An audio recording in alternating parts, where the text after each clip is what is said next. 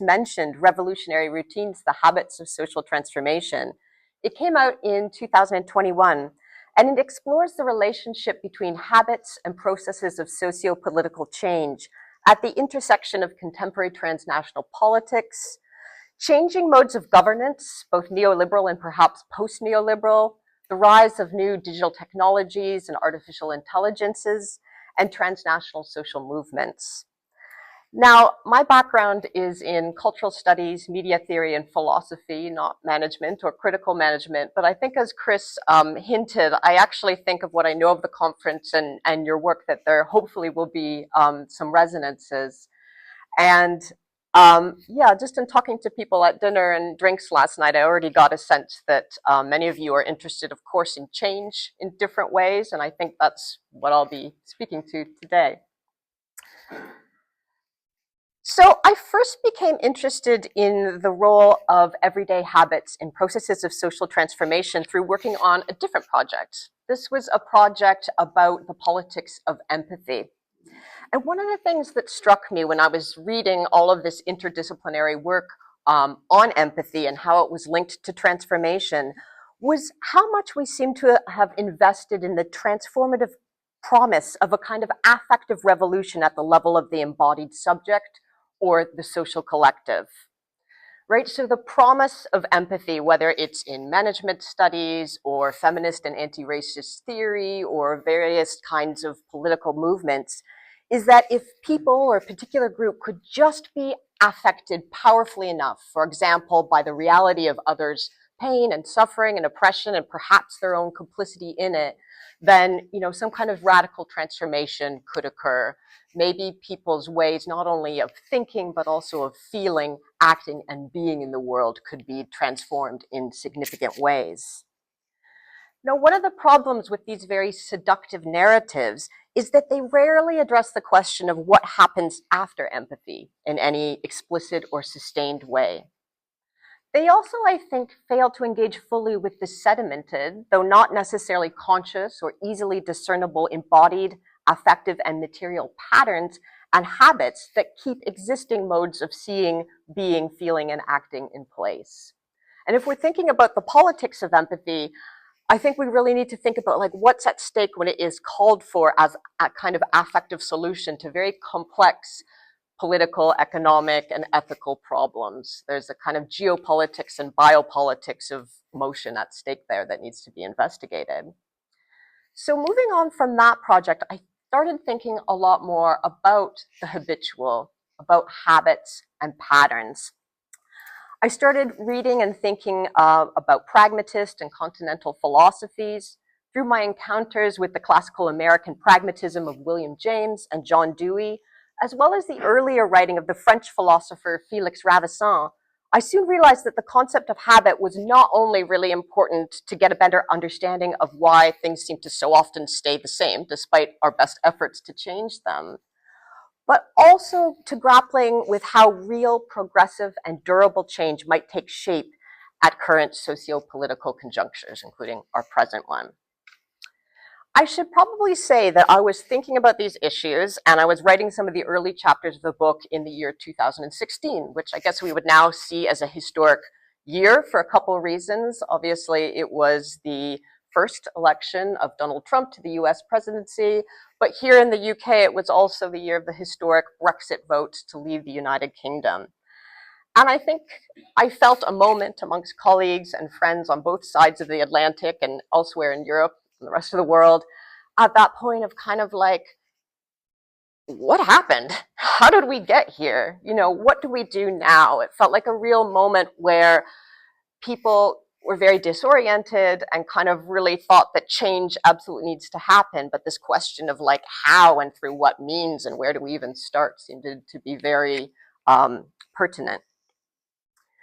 This was a time, not unlike our own, characterized by rising populisms of the right and left, a radical reconfiguration of major geopolitical alliances and communities, a harrowing international refugee crisis, looming global climate catastrophe, the ambivalent promises of new digital technologies, and what I was noticing specifically, I think, is resurgent misogynist, homophobic, racist, xenophobic, and anti-trans ideologies. And all of this together seemed to make the concept of progress appear questionable, if not beyond resuscitation altogether. So I was really trying to think about, like, how do we make sense of the relationship between everyday habits, between this kind of failing promise of progress and the current socio-political conjuncture.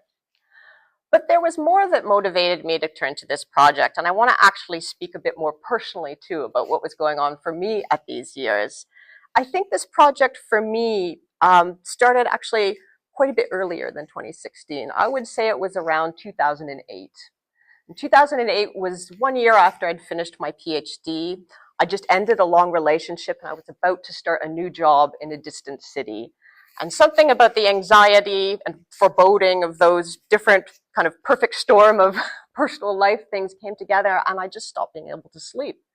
And I was lying in bed night after night in this increasing state of kind of exhaustion, but also anxiety and alertness, realizing that a habit had been disrupted that I'd never previously recognized as a habit. That is the habit of being able to fall asleep effortlessly and stay asleep through the night, that we kind of help babies to learn, in a sense, ideally in safe and comforting circumstances. But until we've had a problem with it, we don't see it as being habitual.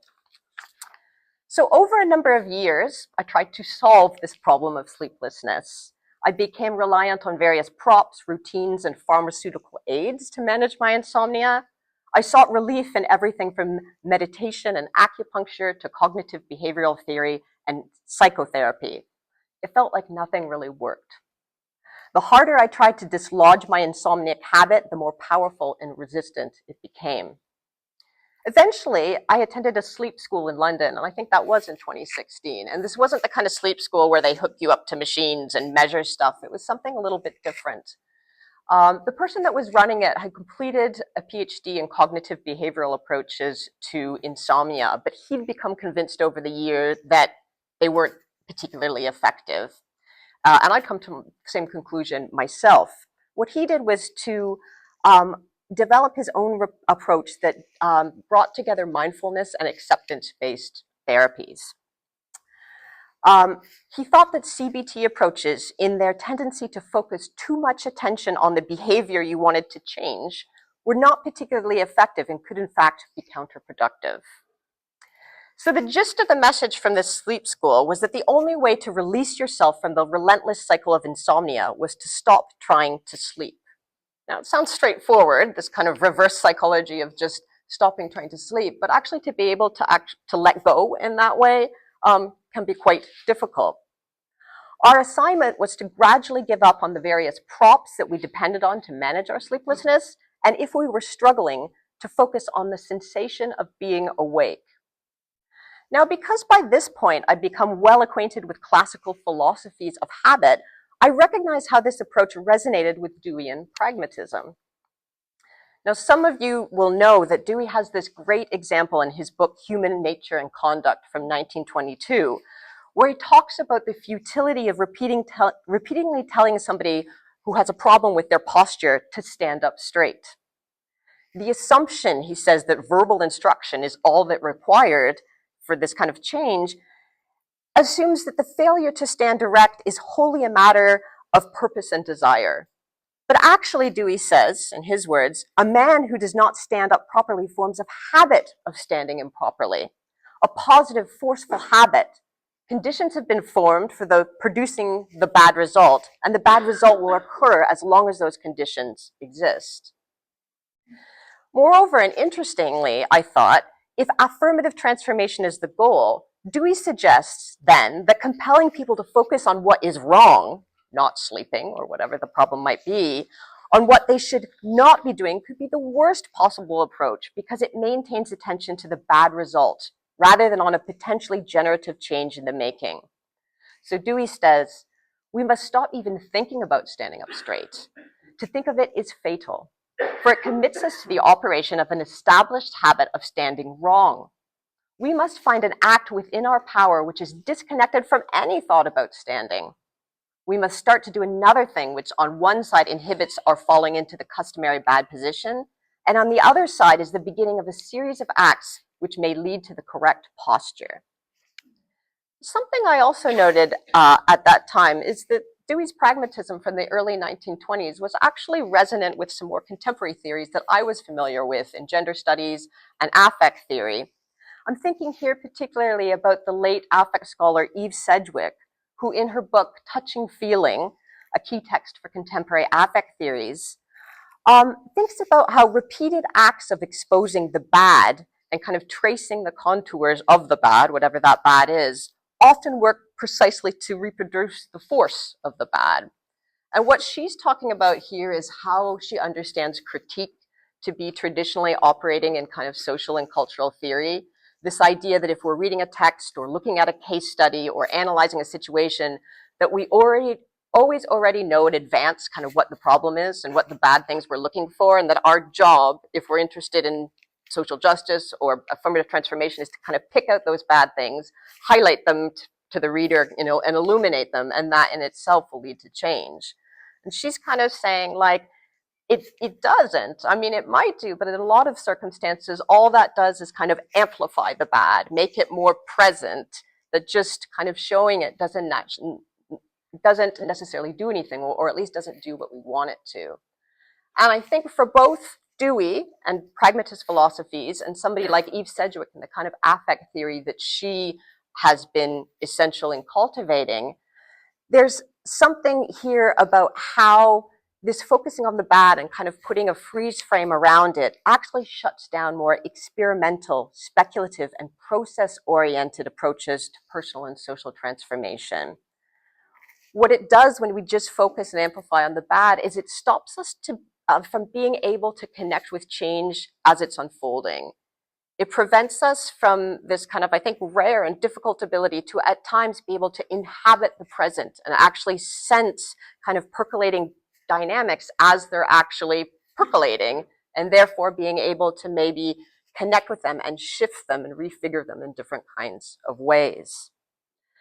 So from both of these perspectives, change at the level of habit, or change through everyday habits, requires reoriented modes of attention. We might say affective attention. This is required, they would argue, to explore the more expansive modes of attention and inattention, consciousness and non-consciousness, through which political action and solidarities might occur in different contexts. And that's perhaps a key point, even though we've all probably been trained to kind of critique traditional ideas of human agency and intentionality and the idea that kind of we control everything, it's still very easy to fall into that. And so to think about how forms of change might happen at that shifting boundary between intentionality and non-intentionality, consciousness and less than consciousness, is, I think, often tricky for us to know how to think about, or even to want to think about it. But I think they're prompting us to try to include that in how we think about the ways change might occur in whatever context we are working in and interested in. So going back to my insomnia, actually giving up on trying to sleep and focusing on the sensation of being awake actually worked. And by the summer of 2017, something had shifted. I remember at that time I was teaching at a summer school in Italy for PhD students, and I had decided that was the moment to give up on my final prop, which is my pharmaceutical aids. And I didn't sleep for 4 days, and I taught the summer school. And when I got back to London, I was so exhausted. I just slept through the night, and then I slept through the next night, and then I slept through the next one. And before I knew it, I'd strung together a whole summer of, normal sleeping. And that powerful insomniac habits seem to have kind of dissipated away. Finally, I actually believed that I could sleep again. And barring an off night here or there, the insomnia that had plagued me for nearly a decade has not since returned. Last night was a bit iffy, actually. Now, I'm mentioning this anecdote in my comments to you today, not only because I suspect that my experience of sleeplessness might resonate with some of you, but also because it profoundly changed the way that I thought about change. And in the book that I wrote, Revolutionary Routines, I frame this change that I had in thinking about change in terms of becoming open to thinking about change in a minor key.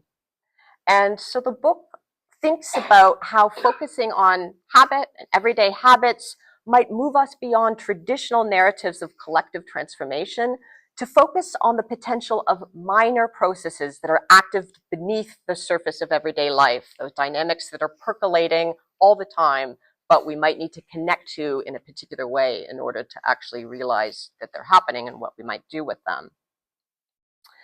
As the philosopher and affect scholar Erin Manning discusses in her book, The Minor Gesture, we often understand change in a major key, as emerging from significant events, turning point moments, or revolutionary upheaval.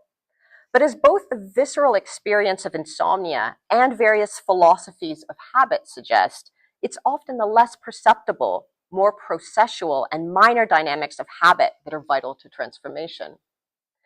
So for Erin Manning, and I think I'd say the same for myself, this idea of the minor is not simply what's seemingly insignificant or happening at a micro level, and it's not only associated with the figure of the marginal or the marginalized. It might be all of those things, but I think what is important to Manning's understanding, following the philosophers Gilles Deleuze and Félix Guattari, is that the minor names, in her words, those continually unfolding yet often unrecognized dynamics that open up everyday experience to its potential variation. So this is the idea that, like, in everyday experience, there's all sorts of things happening at different levels and beneath the surface that we're not necessarily aware of if we only focus on the clearly visible, the normative, the traditional, the major. But when we start to be able to attune to the minor, we might see and also sense different kinds of things and different kinds of possibilities happening. So interpreting social change in a minor key then, I've wanted to explore how everyday habits constitute really important sites and technologies for change, but ones that might be overlooked or cast aside if we only focus on major chords. So as part of this project, I've been interested in thinking about the relationship between habit and affect.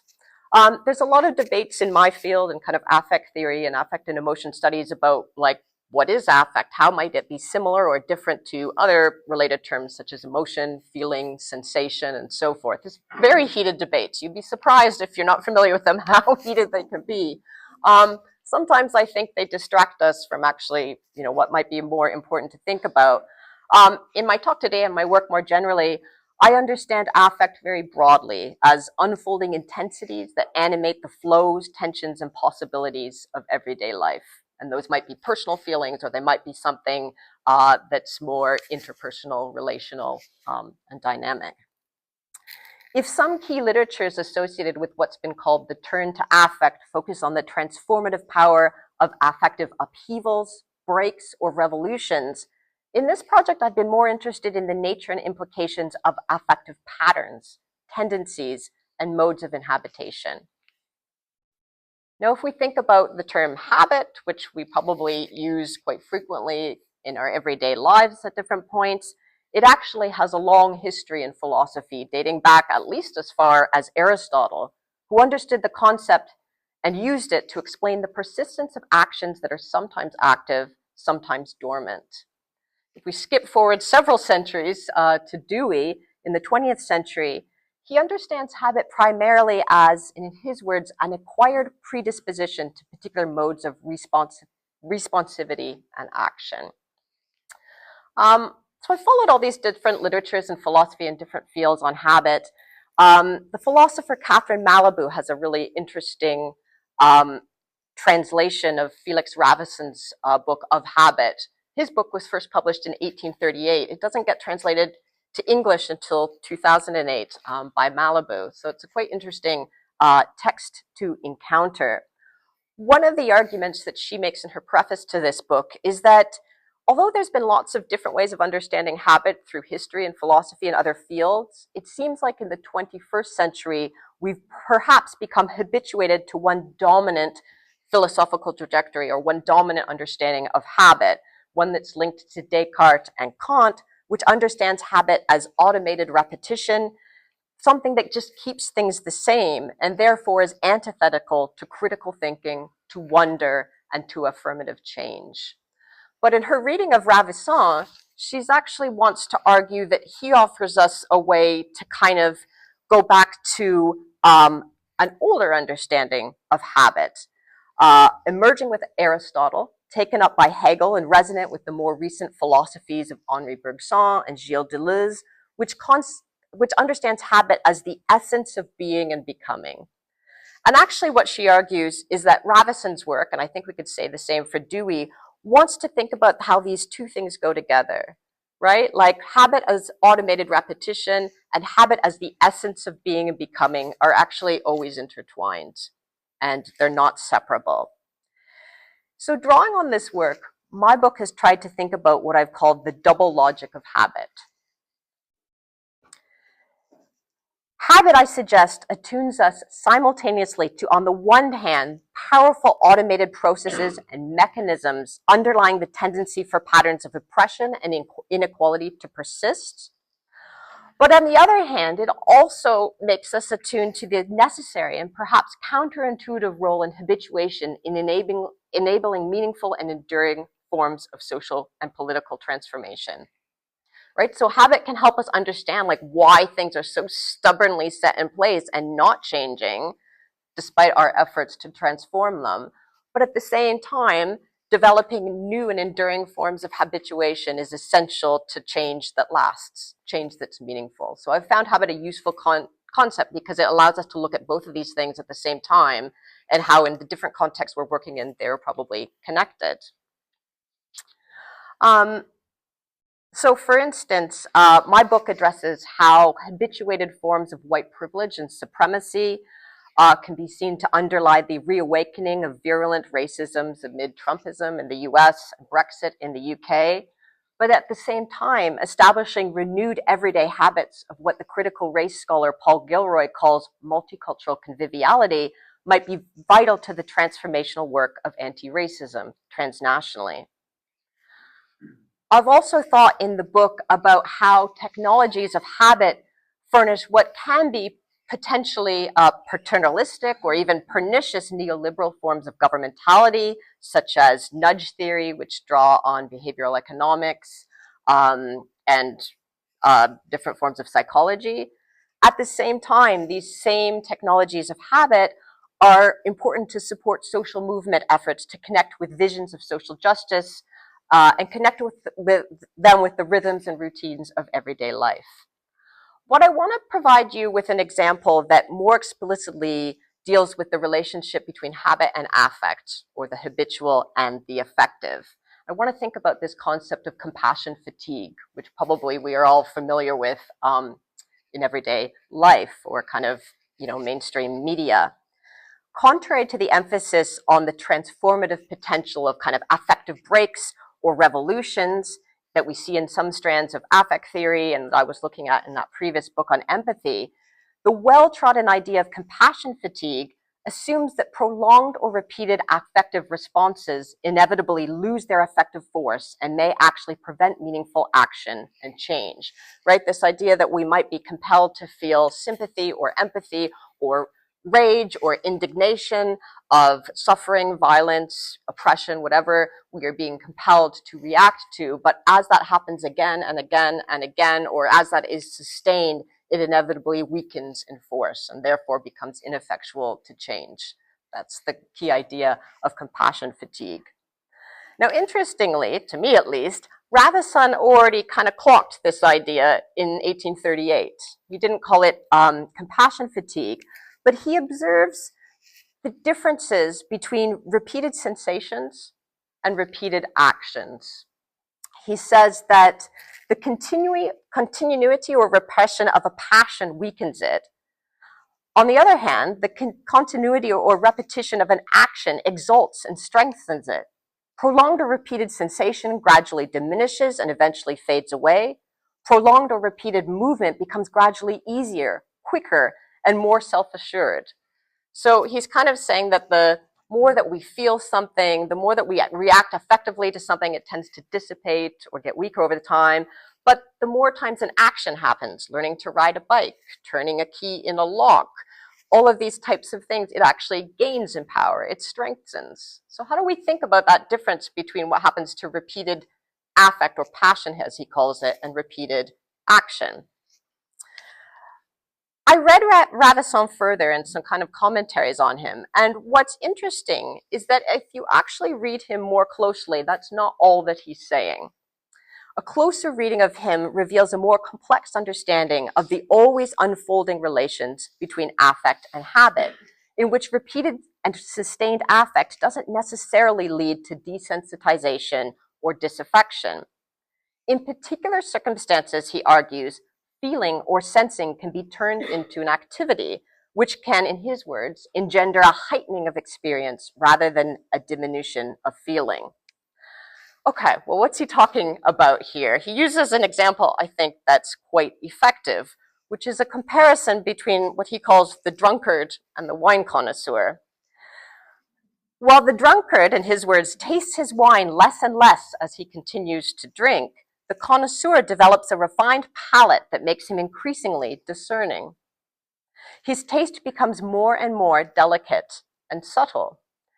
That is, through his attentiveness to the act of smelling, sensing, drinking, and consuming the wine, the connoisseur transforms the effects of affective repetition so that they intensify rather than diminish the sensorial experience. Now, putting aside for a moment the potentially classed and gendered implications of this idea of the wine connoisseur as the person that's going to tell us, how to inhabit affect as it unfolds, I think we can draw a number of important conclusions, or at least observations from this example. The first one is that feeling and action might not be as opposed as we often think they are, and as the idea of compassion fatigue seems to suggest. Habituated affect does not inevitably deaden radical political force. And furthermore, various forms of transformation might actually happen through the interaction rather than kind of separation of habit and affect, including the particular forms of effective attention or inattention that we bring to everyday experience. So in my own work, I've considered how various forms of what I call affective inhabitation, a kind of sensorial dwelling in different organizational or environmental contexts in the present, might help us engender forms of attentiveness, care, and connection that transform sensing into an activity with a range of political and ethical implications. So in these ways, returning to the classical habit philosophies of Dewey, James, and Ravissant has helped me conceptualize an ontology or an understanding of social transformation in which both the revolutionary and the routine and the affective and the habitual are perpetually kind of intertwined or entangled. And actually minor gestures and tendencies might be as significant as major events. From this perspective, rather than abandoning the notion of social progress as kind of played out or just seemingly impossible now, and positioning it perhaps as far on the horizon, the perspective I've tried to develop in this book locates progress in the imminent potential for habits to become otherwise. The always present possibilities that existing habits or configurations of habituation could be transformed or realigned in different ways, and that this might happen through various modes of experimentally inhabiting everyday life. But I want to say a little bit more about these classical philosophers of habit, because they've inspired my work in numerous ways, and I know they've been important to some of you in the work that you're doing. What I don't think they are particularly great at, unsurprisingly, is addressing the links between habit and power, the role of habit in processes of regulation, violence, and even annihilation. So to varying degrees, Dewey, James, and Ravissant tend to understand habituation itself as a neutral mechanism, which might be useful in different types of social, political, and biological circumstances, and can be drawn on to lead to different types of social functions and possibilities. I would say that Dewey, compared to the other two, is much more obviously integrated in projects of social justice and democracy. Nonetheless, he never actually thinks about the concept of habit itself as kind of being formed within particular relationships of power that might be important to how it functions. Now, this is different to other social theorists who have been writing kind of in more recent years, who have explored how embodied and discursive habits are reproduced through dominant modes of social intelligibility, which often work in exclusionary and violent ways. For me, one of the key people who have talked about this is the philosopher Judith Butler, who's written much about sex and gender and kind of gendered habits. And Butler argues how we need to think about, if we're going to attend to what might be generative about forming or changing everyday habits, we also need to confront the simultaneous production of what Butler calls uninhabitability. In her words, the constitution of a domain of unthinking, abject, and unlivable bodies. So dominant understandings of gendered habits or performances of kind of intelligible or legible forms of gendered presentation inevitably create a whole sphere of what is not intelligible, what is not kind of categorizable, and that what in our lives can become very unlivable, she argues. So Dewey's vision in part of participatory democracy, outlined most extensively in his book, The Public and His Problems, is one in which all of us might enter the public sphere ideally on equal footing on the basis of being human. But one of Butler's key arguments is to expose how the category of the human itself is not unmarked, and how expectations of legible gendered embodiment, which are always already linked to racialized and class embodiment, are produced through modes of social differentiation that structure people's entry into the realm of humanity itself. Now, if we go back further in time, actually contemporaries of Dewey and other classical philosophers of habit, such as W.E.B. Du Bois, but also more recent thinkers such as George Yancey and Claudia Rankine, have made similar arguments. When they talk about habits, even though it might not be their focus, they are always thinking about them in particular contexts and relationships of power. In these cases, context of slavery and its aftermath of ongoing forms of segregation. So in this context, one of the things I've been interested about in trying to work through what it might mean to understand social change in a minor key is the necessity of bringing together these classical philosophies of habit with often more recent, but also some older texts in feminist, queer, anti-racist, and decolonial theory to develop what I've called a speculative pragmatist approach to transformation. And what's important to this is that it is inspired by Dewey's idea that the world is speculatively composed of changing events that are, in his words, moving, fraught with possibilities, and not ended or final, but at the same time being able to address the persistence and malleability of habits, including those linked to shifting systems of racism, sexism, xenophobia, classicism, transphobia, and ableism. So if we only think about habit as kind of part of this world of pulsating change and generativity, we actually can lose sight of how stubborn habits and systems of habituation can be, particularly when they're linked to systems of power that we all find ourselves living in. But in thinking more philosophically, sociologically, and perhaps ecologically about habit and affect and how they relate to social change, there's a further aspect of Deweyan pragmatism that I want to address.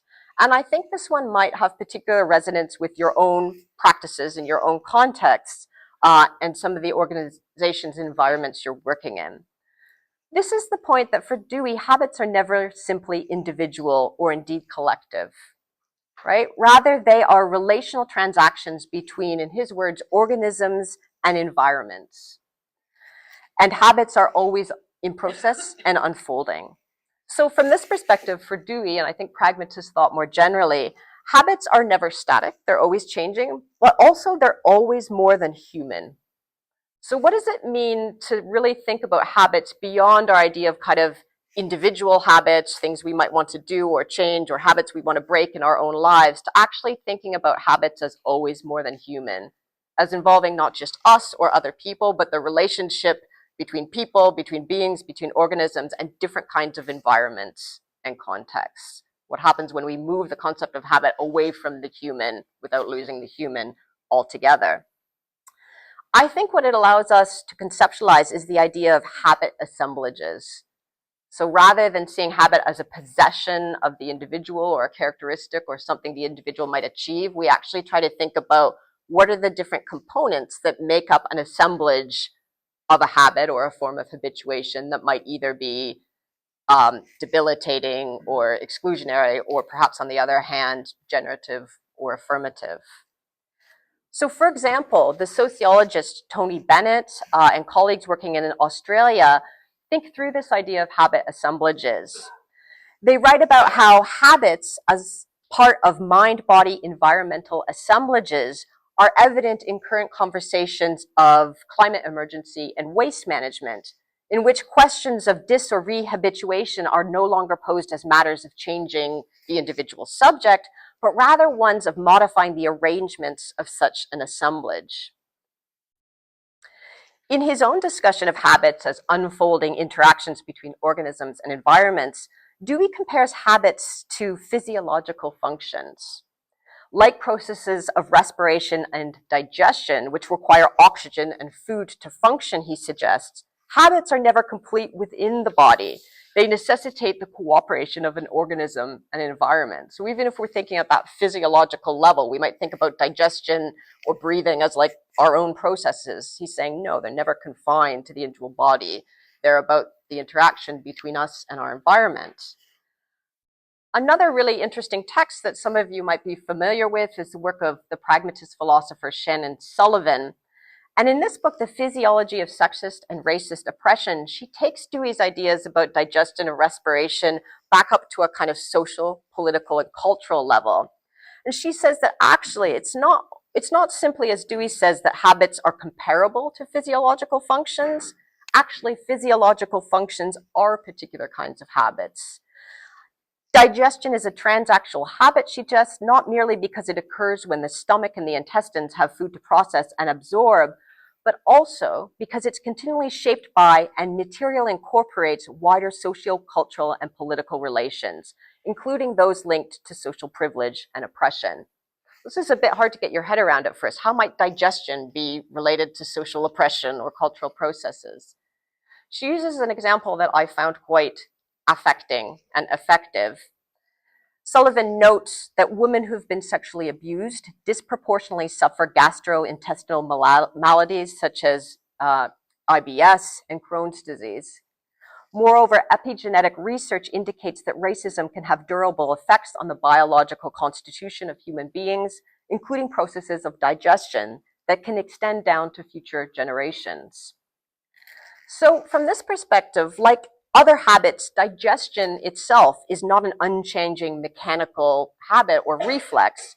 It constantly evolves as human psychology and physiology are reshaped by personal and transgenerational experience, as well as wider environmental dynamics from social hierarchies to industrial farming and food processing practices.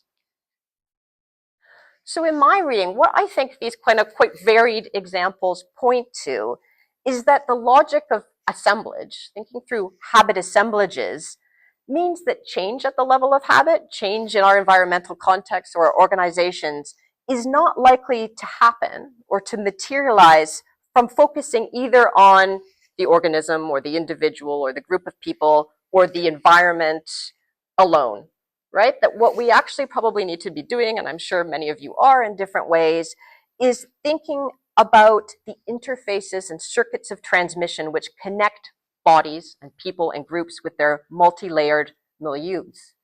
At the same time, though, Dewey reminds us that such interventions are always subject to unintended consequences. And I think this idea of the unintended, the unpredictable, this kind of problem with human mastery over management and change is really vital within his work and pragmatism more generally. It kind of causes some problems and difficulties for us thinking about, how do we actually create change in a given context? I think what it means is that successful change via habit or organizational habits can never be overly individualistic or instrumental. It has to be open to change and therefore has to be able to connect with change as it's happening. And it also, of course, can't simply be top down in any type of hierarchical or paternalistic way. It has to, in some senses, come from below and be about that interaction between what's happening in the leadership of an organization and what's happening kind of with its members. Given that assemblages are constantly evolving, we may also require speculative modes of practice that can inhabit these relations as they unfold across time and space, and think about how they might be different in the future or in other types of conditions.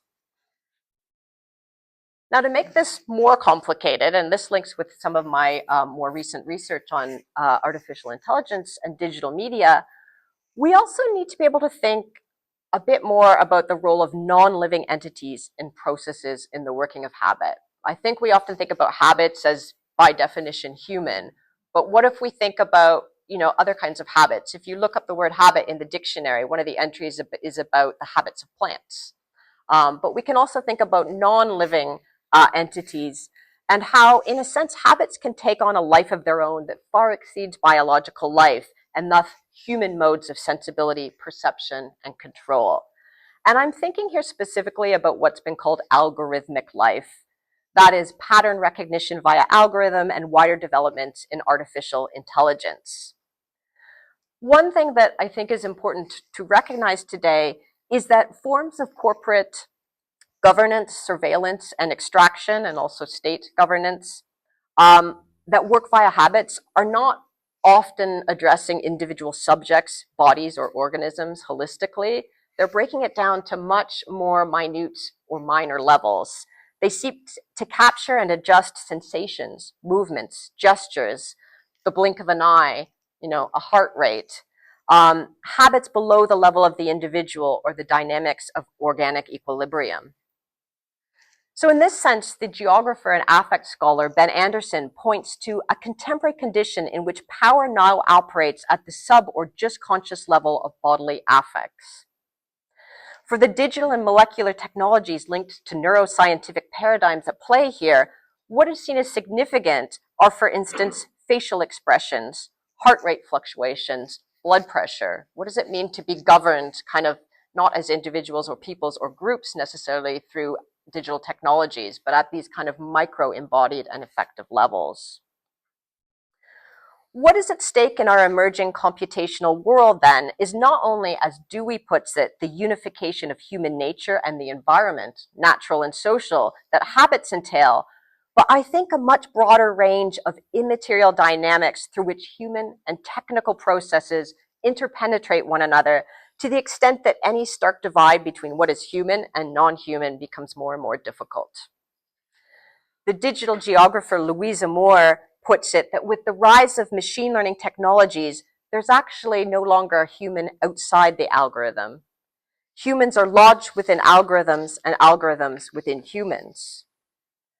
So I'm bringing this up because I think that the nature of 21st century digital technologies does pose some considerable challenges for the continuing salience and efficacy of Deweyan pragmatism, or what in my work I've called speculative pragmatism, as a theory and practice of collective change through habit. Through, on the one hand, grasping the significant socio-political transformations associated with computational technologies requires precisely the kind of process-oriented speculative attunement to a world pulsing with change that Dewey advocates. On the other hand, the operations undertaken by such technologies are ones that we often have no direct access to and that don't correlate with any human kind of process of thinking, sensing, cognating, or whatever. So the operation of neural net algorithms, for example, happening at scales that are vastly different from human spatiality or temporality, through black box processes that even the computer scientists and technicians that create them don't fully understand because of all of their hidden layers. So where does this leave us then in terms of the embodied experimenter or pragmatist who gains greater access to the processual qualities of our material existence by effectively inhabiting environmental conditions as they unfold across time and space? A really important part of my project of thinking about change through habit is like, how do we connect with change that's unfolding? How do we sense it? How do we connect with these percolating dynamics? Well, as they are oriented and orchestrated more and more by algorithmic systems that we can't see, we often can't understand, we don't have access to, like, how do we do that? What happens to our capacity to be able to connect with change as it unfolds? Do such technosocial conditions portend a future reality in which humans become ever more alienated from the very processes that mediate and remediate our everyday habits, affects, and experiences? Well, in my view, this need not be the outcome, but I think we do need to confront the changing contours of our socio-technical world and how they necessitate approaches to social transformation that actually need to think critically and question key terms that we probably use in our everyday practice, like will, agency, rationality, and indeed what it means to be a human at all. What thinking social transformation through the lens of habits, and especially habit assemblages, offers that's generative, in my view, is an account of distributed agency, a range of capacities for what Dewey calls intelligent action that are made possible not by a disembodied capacity for rational thought, but rather by evolving interactions of mind, body, and environment. But the point here is that we actually need to think about what do mind, body, and environment mean in this kind of computationally ordered context where we're being told that machines can become sentient and humans are increasingly being reproduced through forms of algorithmic thought. From this angle, a minor ontology of habit that's oriented towards affirmative change, and in my work, liberation, solidarity, and social justice, needs to conceptualize human sensing, activity, and responsibility as working through various thresholds of attention and awareness within assemblages in which non-human entities exhibit their own forms of agency, a challenge I want to argue that requires a speculative, pragmatic, and ecologically oriented approach. So in conclusion, you'll probably be happy that we've reached the conclusion. My argument today has been that approaching collective change through the logics of habit, or maybe more specifically habit assemblages and habit affect interactions, is about more than addressing habituation's powerful role in reproducing existing bad patterns or habits of social injustice. It's also about exploring how new or renewed tendencies are crucial to durable transformation that actually makes a difference. Composing social change in a minor key, then, is concerned with how we can imaginatively rehabit existing cultural, socioeconomic, political, and technological relations to generate novel forms of relationality, cooperation, and life living. That's it. Thank you.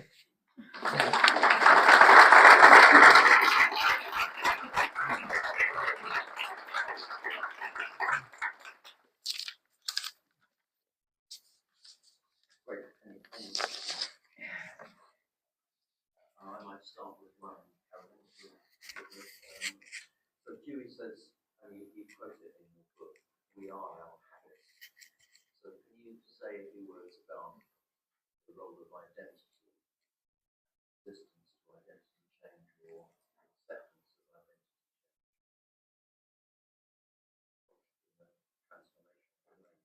change? Yeah, that's a great question. So he does say we are our habits. And I think what part of the context he's speaking of there, or what he's trying to speak to, is this desire of different philosophers, but also other types of thinkers, to want to understand habit as just being about some kind of foreign force that overtakes us and produces these mechanical forms of repetition. And that could include forms of addiction or various kind of forceful habits that we lose control over and that we can't do anything about. And we see them as not part of ourselves, as something other than or separate from ourselves. And what we see as ourselves is kind of this rational thinking being who can kind of orchestrate things. So when he says we are our habits, he's trying to break down that kind of will, agency, mechanical kind of foreign force and say, no, like we are essentially composed of all of the everyday, daily forms of repetition, from kind of how we brush our teeth to how we walk and talk to how we engage effectively with other people to kind of the habits of seeing, politically that bear on our everyday context. You can't separate yourself off as some kind of manager who's overseeing those. You are your habits, and so change then operates through a kind of always not fully conscious, always kind of less than conscious way. Yeah, so I think in terms of it's actually resonant with what I would see as more kind of contemporary, kind of, it would have been called post-structuralist ideas of identity, right? That identity is not this kind of unified and bounded and separable thing, but identity is much more fluid and composed of different types of practices and interactions and habits. It's much more kind of dissipated and dynamic than talked about in everyday life. So I think, for Dewey, if we're thinking about change in that context, just to think about like um, where we can find different points to kind of intervene in that assemblage without a kind of assumption of mastery, and that might be like really little things. But the question of resistance, I think. I'm also thinking of Brexit and MAGA can also be seen as appeals to identity. So Brexit is our British equivalent to make Britain great again. So there's an appeal to nostalgia and appeal to an empire that we've lost. So we can reinvent this and we can be part of that heroic we identity, a reimagined heroic we identity. So it seems to me that those appeals are very much to the sense of we, heroic we. Yeah, and I write about this in the book, and now I'm kind of like, now that we're in 2.0, it's of Trump. I mean, just like, yeah. I mean, I guess when I was writing this in the first iteration, that kind of 2016 year, I was trying to think about how those appeals to a nostalgic and violent we, um, and how that interlinks with digital media and so forth, are creating these ever greater cleavages and kind of separations and boundaries, and a kind of we and a us and a not us and whatever. And I was trying to think about how working through the level of habit and gesture and tendency might like break that down a bit, might break that kind of us and not us down, to think about how people can come together and find everyday solidarities across these types of boundaries in ways that don't have the weight of kind of like, are you part of this big identity or are you outside it? Could there be everyday convivialities and shared repetitions or practices, whether that's, a running group or like, various ways of being together in the community, um, that might be unexpected, that might lead to kind of unexpected forms of solidarity. At the moment, I feel like that's getting harder and harder, or it's becoming harder to be optimistic about it. But I still believe that that's kind of actually the only way into kind of thinking about these types of political identities, pernicious identities otherwise.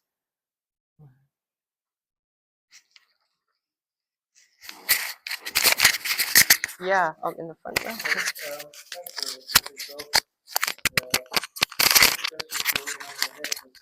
Hopefully at least one or two one thing I was thinking about is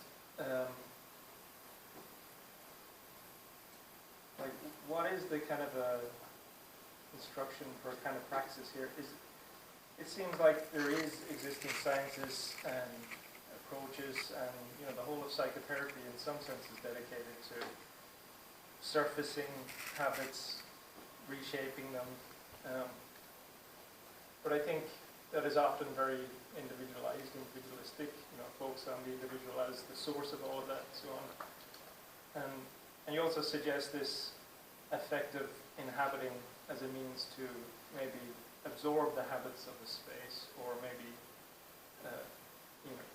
induce a sort of dissonance that pushes out your own habits and reconfigures them or something. But the focus on habit does seem to suggest that you as an individual have some agency over your ability to shape yourself and your responses. And I think that's really powerful. And I think that's, for an individual, something powerful to hold, right? It's empowering for that person.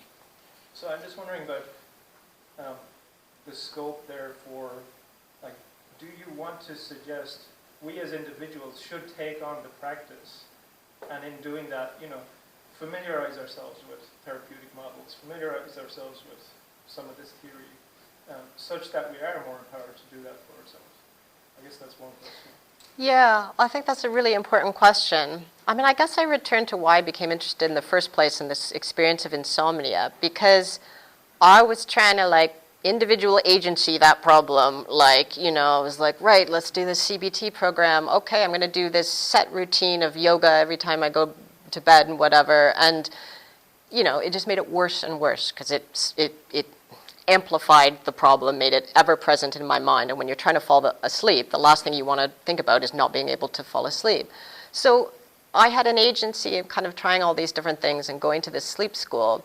But it's a strange agency of what, in my experience, and I think all these things added up over time to lead to change, but what seemed to be the crucial part was a relinquishing of agency. But it was like an agency to relinquish agency. So it's to say, okay, I'm going to do my very best to give up on trying to sleep, and I'm going to try to chill out, and like if I don't sleep tonight, I'll survive tomorrow, and I'm going to focus on the sensation of being awake. So I think there's something about like what my project is thinking through is not a traditional form of individual agency that empowers necessarily, but a rethinking of agency itself through the philosophies of habit, which make us appreciate how when we think we're acting with agency, it might be a little bit different than we think, and how we're moving in and out of forms of consciousness and less than consciousness all the time. And sometimes those less than conscious moments might be actually what's most important for transformation. And also when we think about kind of organism and environment and more than human, there's lots of stuff we can't control that are kind of bigger than us, but there might be roots to thinking about how they relate to us that can allow us to approach them in different ways. So I think it's not relinquishing agency, but trying to think about it differently through habit and what that might mean to kind of the ways that we practice transformation. Yeah. Oh, there's one in the back and one in the middle. I'm not sure, maybe. Would you mind if I go first?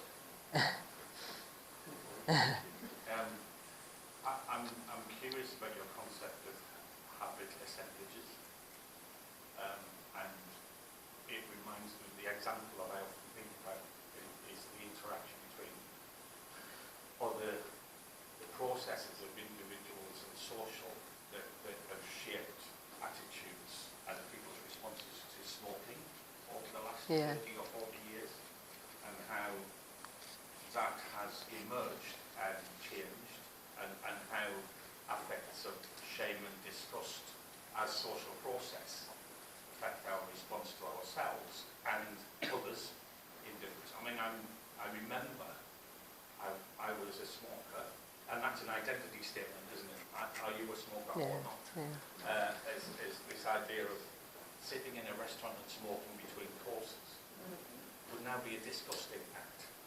It was perfectly normal, even in the 80s and early 90s. And I know that I would be disgusted by myself if I did that now.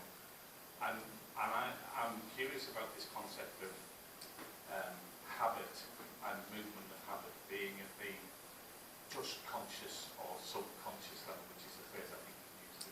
That speaks to me as something that is really interesting in the interaction between the individual and the social, and the formation of the individual by the social and vice versa. And I was just wondering what your perspective on that would be. I think that's a really important example, and the way that you framed it too, with the affective component and the kind of economy of disgust and shame in there. And I think that's a really important way to see it, because some of what I've written about in this book and elsewhere has been looking at behavioral economics-based approaches to change, and particularly nudge theory and some of the critiques of those.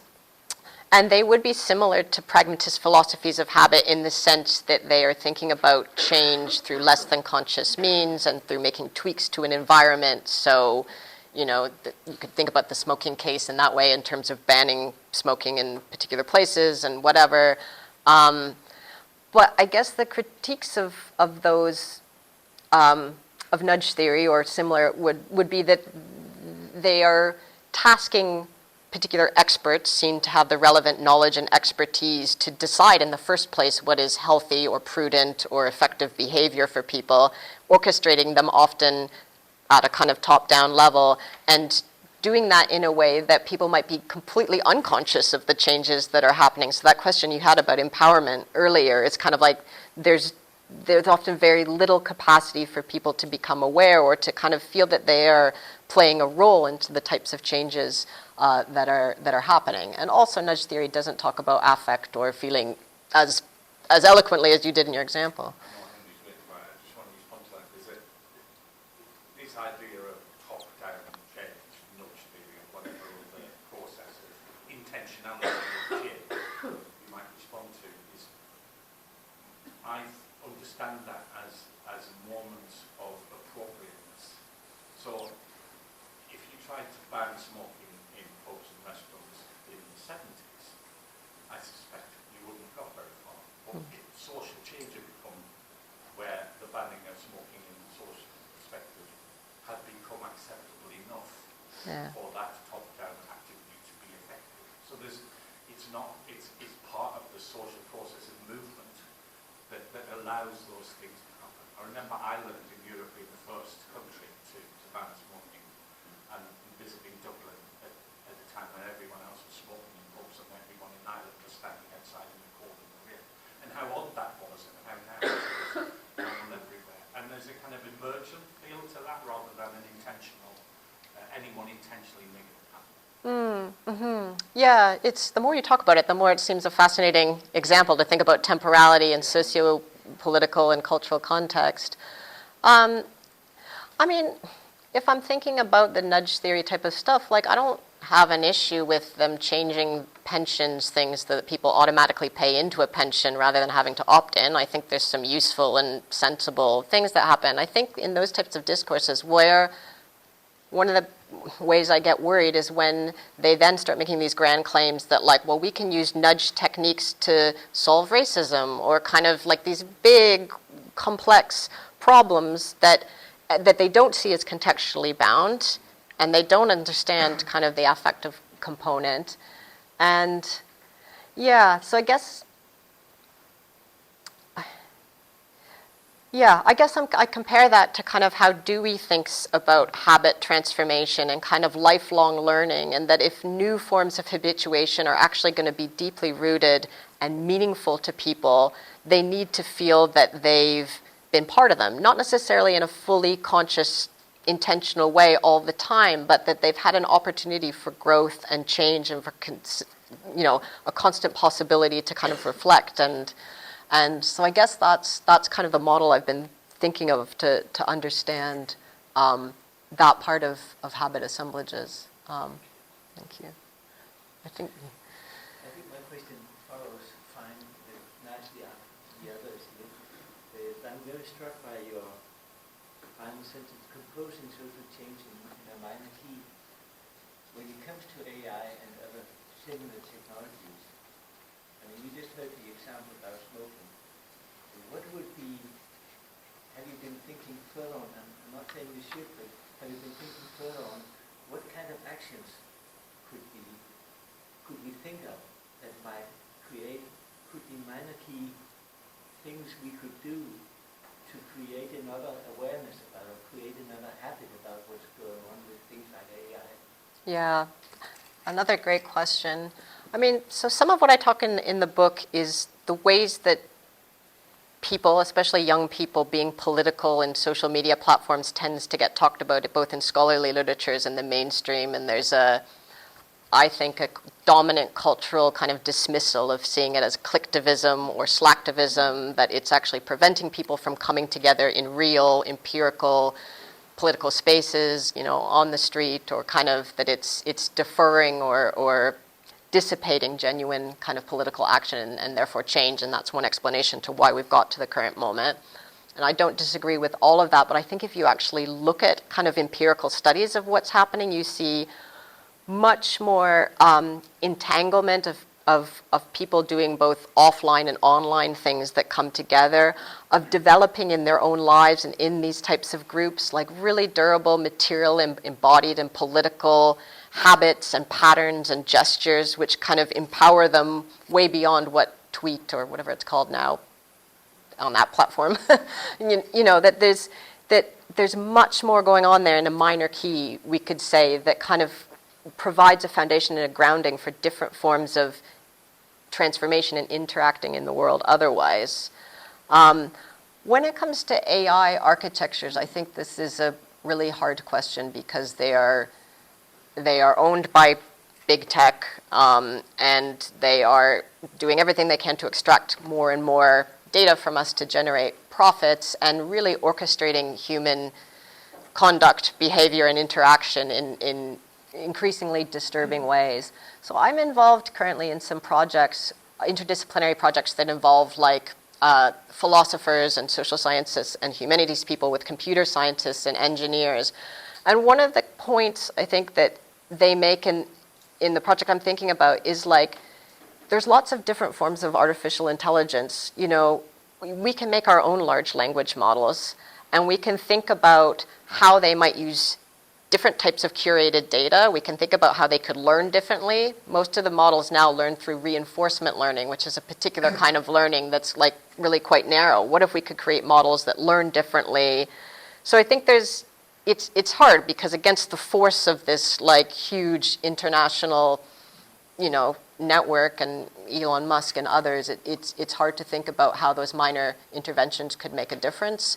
But I think there is something important there about the projects that are going on around ethical data curation and, you know, creating small language models, small large language models, and things like that. So that's like one material way where I think there's lots of stuff that's happening around different parts of the world that. I can follow that, and I think that's a very both interesting and important approach, because that's where the hope might be about something could be done. But it's quite scary to see how much energy and money is put into other ways of thinking this at the same time, isn't it? Yeah. I mean, one of the other groups I'm in with humanities people, the main thing they want to do is point out all the things that are wrong with current AI models, particularly large language models from a humanity perspective. And I think this work is really important. But at the same time, I feel like we're using critical skills to point out all these problems, whether they be around data or environmental impact or whatever. But we're kind of losing our own imagination of thinking about how these technologies could be otherwise, or how kind of different types of modes of interacting with them and engaging with them. So I don't know, I'm stuck between the computer scientists that are saying, look at the cool things these can do, and then some of the humanities people are saying they are absolutely diabolical and here's the reasons why. And I'm wanting to like find a middle space where, yeah. Yeah. Thank you very much for your presentation. I want to come back to organizations and our role as managers in organizations, and maybe coming back to the stand up straight example, which I think is fantastic. Also for our work, so quite often we focus on what's bad in organization, things we want to change. We're not getting anywhere with that. We also sometimes focus on what we think is good, so we have goals, strategies, you know, we will get there eventually, kind of ideas. And you mentioned, and I think it was also in your article, which I think was the Dewey lecture, probably. Oh, yes. That phrase, sensing change as it unfolds. And that triggered two questions for me. One was then very practical. How do we go about this? So how can we talk about what is happening collectively, pay attention collectively as managers without closing down?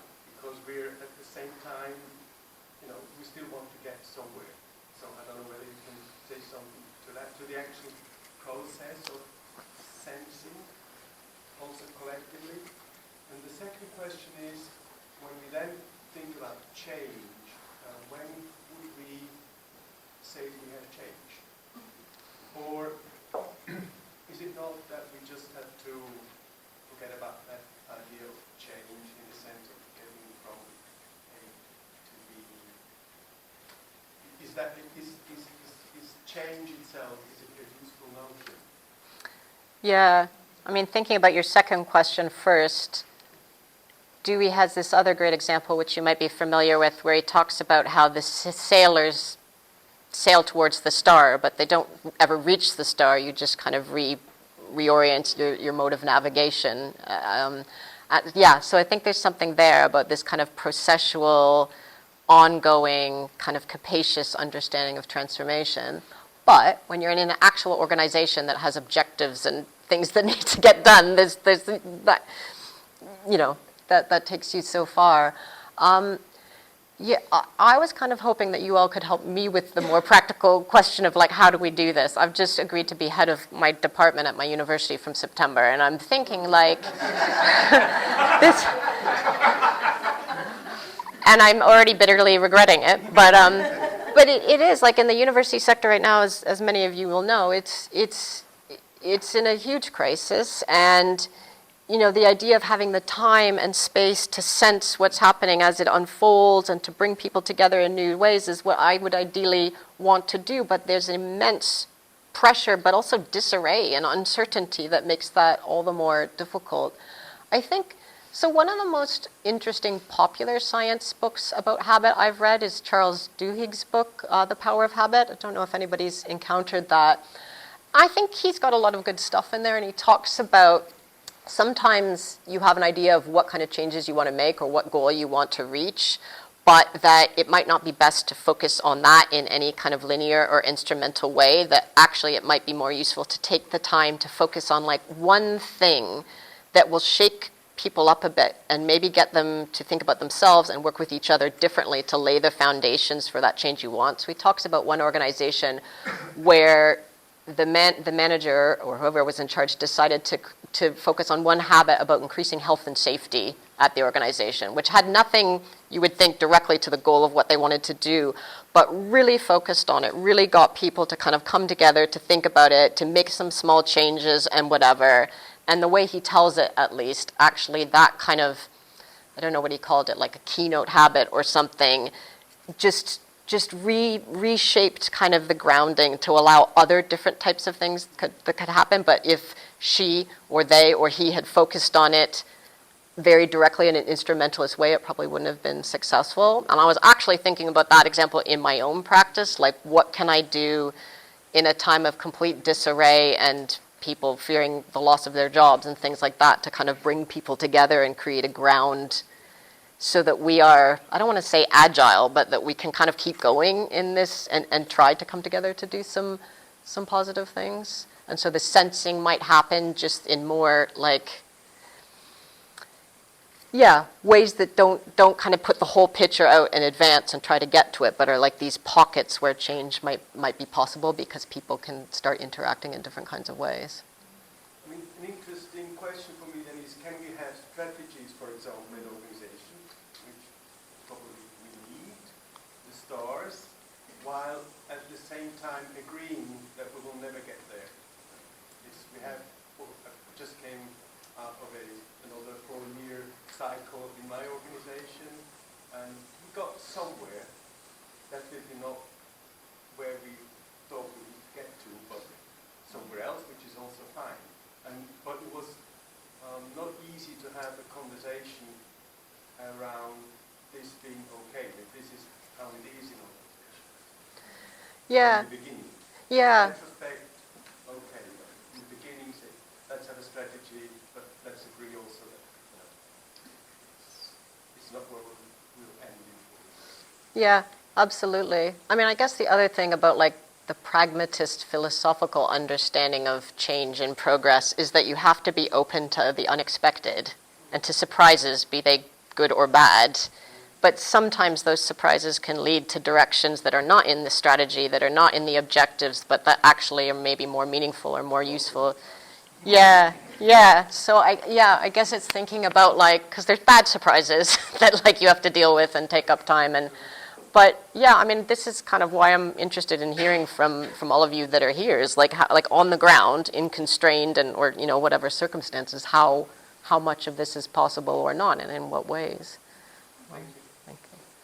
Hi. Maybe just building on that, because I think it's for me, one of the shifts is moving from strategy as a noun to a verb, and it's shifting the nature of what strategy. So it has to be dynamic. It's not the thing that we do when we park, and so inviting even just that, your language there of doing something that's positive, well, what does that mean to people? To have the conversation as to what could be positive within our strategic frame. Because we can't, I think, get rid of the things like strategy because they serve somebody's interest in multiple ways. But we can use them to shift the conversation and the habits. Yeah. To inquire into, well, what do we mean by positive? And can we move toward that within the frames of, organisational constructs? Yeah, absolutely. And kind of this, I mean, I haven't found any way to talk about this work or kind of in the book without kind of saying progressive or positive or affirmative, but always in like inverted commas change, because the whole point of these literatures is that like, if you think you can know what the right kind of change will be in advance, then you're probably going to not get anywhere near there or have like a antithetical kind of, but there's a lot of uncertainties then to like hold. Like, Generative is the word that people seem to most coalesce around. Yeah. The sense of something else can emerge, but we're not putting a judgment as to, just like in the smoking example, it's actually really, you can't help but jump in to have a political view. yeah, But in a generative move, who will we be in the future and for who? yeah, Who do we serve? yeah. We're allowed to ask who we serve. And maybe also, I mean, I think from these literatures, it would be trying to think speculatively rather than only predictively in a narrow way. So how do we speculate particular futures that might unfold or particular outcomes or particular goals, but have that flexibility to like let other things happen or kind of to continually remake them as we move in different directions. Whereas we're living in a world that is more and more bound on very narrow quantitative and statistical forms of prediction that we need sometimes, but not all the time and not for everything. Could I build on that? That was just the most fascinating. I'm just going to say who I am, so you know where I'm coming from. So I'm Emma Crew. I work with Chris and the other faculty from the University of Hertfordshire, but I'm also head of a department. Okay. So I need to talk about this. But I've also been involved recently in facilitating our University Senate with Kieran, who I also work with, to develop strategy. Kieran is a kind of genius at facilitation. So I was saying to him, what are you doing when you're doing this facilitation? And he said, I'm helping, well, I'm putting it in my words, so you can tell me.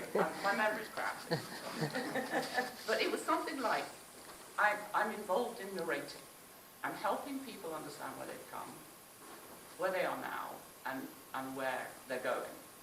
And I've kind of taken that into everything, including this strategy development. So we have crafted a strategy for our university, which isn't just all about new goals. It's about, this is what we're already doing. We happen to call it social justice, or oriented towards social justice. This is what we're doing. And we're going to carry on doing a lot of what we've already been doing. We're going to try and head off in that direction as well. But I wanted to ask you a question about a temporal question, and how uneven it is, and how, in a way, we understand the unevenness of the rhythms of change and continuity. So I'll just give an example recently where we were told in our college that we were being dispersed and all our departments were going to different colleges.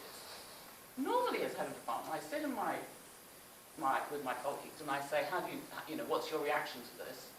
And normally anthropologists are inclined to say, well, it's a bit of this and it's a bit of that and there's some pros and there's cons. No, they were furious. And I think probably the most important thing I do as the head of department is a very effectual job of trying to perform calmness in the face of extreme emotional turbulence, or more often, rather kind of more muted anger, rivalry, competition, lack of recognition, or whatever is going on in this group of people. And it was interesting that in a particular meeting, they expressed fury universally at this reorganisation, partly because it was a really nice chance to be very rude about the higher-ups, and partly because they didn't want to be, that it was an onslaught to their identity. Anyway, the following week, I said, I'm really sorry, I tried, put your points, but we lost the argument, we're going. But a lot of what you said was incredibly useful, so let's do, and then I kind of mentioned all these political things we should then manoeuvre on to make sure we got our way in the new place. And I think the question I have for you is something about how we do the research. So I feel part of this research has been attuned to the temporality of things, and part of it is very effectual.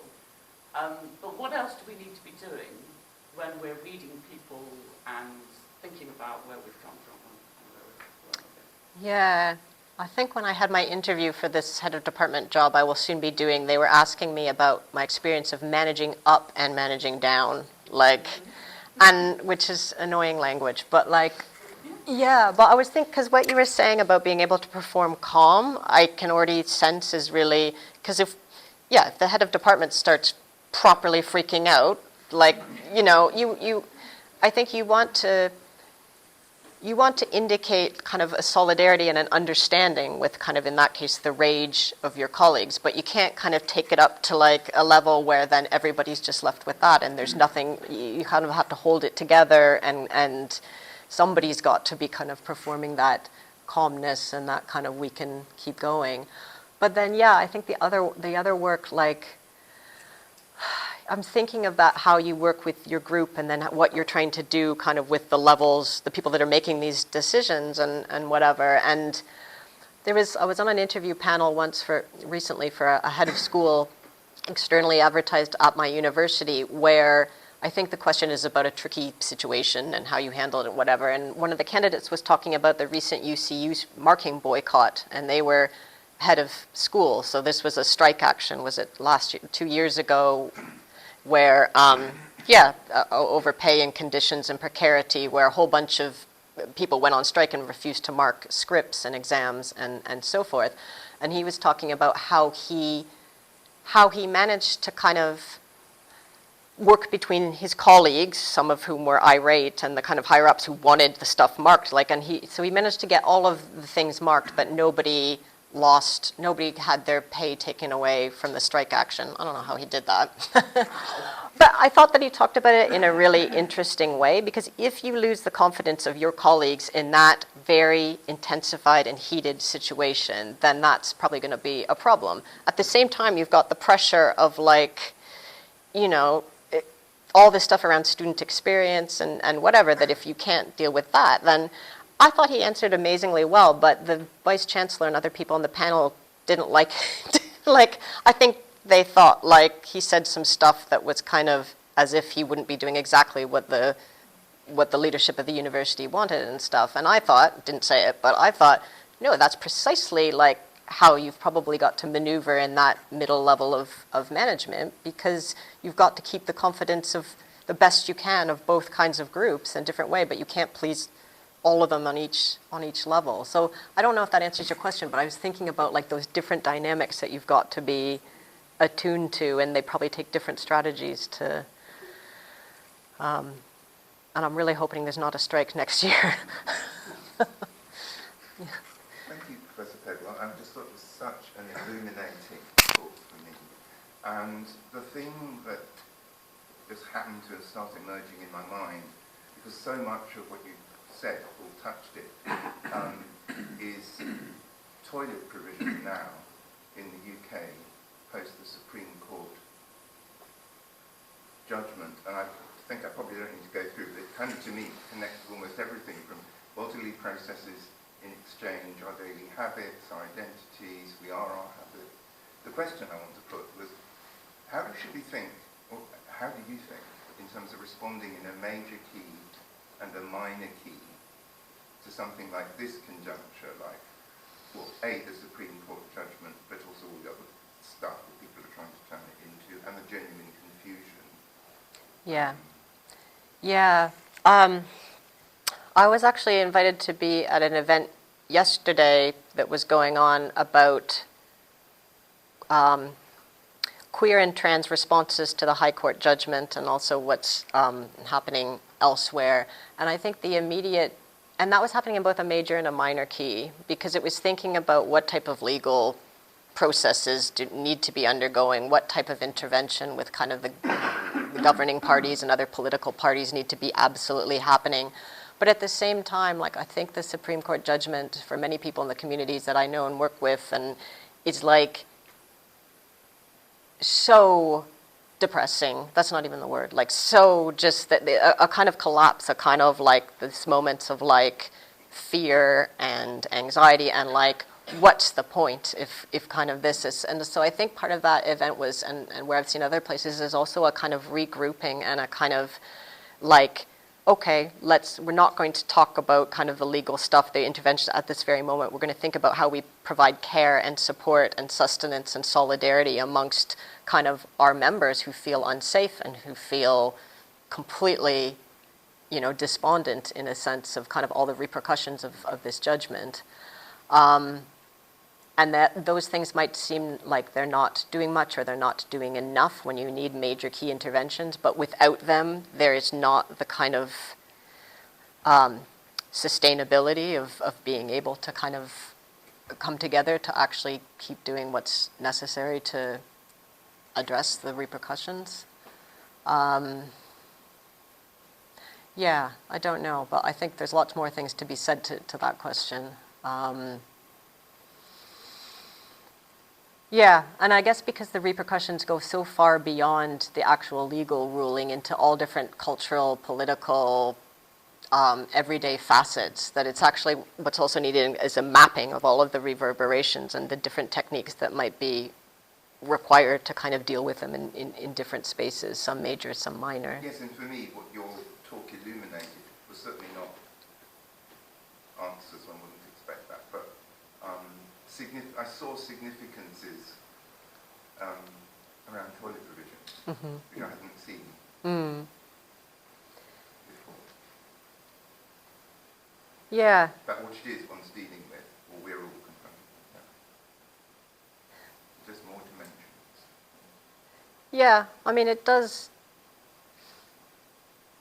point at like these forms of governing at the level of kind of governing like at this big level of kind of reinforcing identity into these bounded binary categories, but also how that takes shape through the everyday, through the embodied, through the visceral, through the everyday processes. The social conviviality, that phrase also struck me when you put the phrase social conviviality and whatever around toilets. Yeah, absolutely. Yeah. Yeah.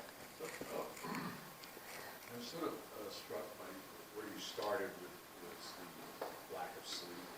I found that interesting because you took a very technical approach to it, and you weren't resolving the condition. And it wasn't until you took a very adaptive approach to it that you actually came to a more satisfactory outcome for yourself. And sort of connected that to sort of societies where we impose these technical changes to create different habits. And really what's necessary is an adaptive approach to allow the habit to emerge. And so you have sort of ebb and flow, like Americans, when I look at American society, the ebb and flow of racism in American society, the ebb and flow around LGBTQ and so on. It's sort of like progresses through a series of technical changes like court decisions, and then, but there isn't sufficient adaptive work in the society to allow the habit to really take hold, and so then it sort of ebbs. As we're currently experiencing. So I don't know if you'd like to talk to that or address that. Yeah, I think that's exactly right. And I guess what I was trying to think about in all of these people, it's not just the election of Trump in 2016, but lots of other things that were happening at this time where it just seemed like so many gains or kind of forms of progress that had been won, were being not just kind of falling away, but being reversed in the most epic kind of fashions that it's just so discombobulating for people. And I don't think any of the different critiques that have been made, I don't think any of those people believed in linear progress, of course. There's all sorts of, critiques over decades of the idea of progress, but there's still like a kind of visceral expectation of some kinds of progress, and that when you've made certain gains that they will persist. And so I guess what some of what's been happening over the last few years points to is exactly what you've said, of like legislative and other discursive changes can achieve certain things, but there's perhaps a deeper kind of adaptive environmental, structural, but also embodied level of kind of where things need to take shape. And sometimes it's not apparent or visible of what's happening at those levels, because we can't see, and that we only know once we see these kind of huge, what seem like reversals. Well, and I would connect it to the renegotiation of identity. For heterosexuals, cisgender, requires some renegotiation of their own identity around sexuality and so on and so forth as these changes are made, and the unwillingness to have that imposed, and so not being able to do the work. So that's really interesting. Yeah, and I guess that is a question of like, what are different ways that people and groups can intervene to kind of enable the kind of work that we think needs to be done, especially when there are groups enable different kinds of work to be done, which might not be what we think is helpful, like in a given context. I do feel like, I feel like the political far right is very good at working with affect and the less than conscious, and kind of consolidating people in particular groups and mobilizing action in a way that the so-called political left or center is not in the same way. And that's partially because there are certain techniques which the left won't use, or that, disinformation and but I do think there needs to be more thinking about like what's happening at those levels and how you kind of engage at that. I mean, I think the word adaptive that you use is important. Yeah. It's time. Thanks so much, Carolyn. Thank you. Really enjoyed it. Thank you.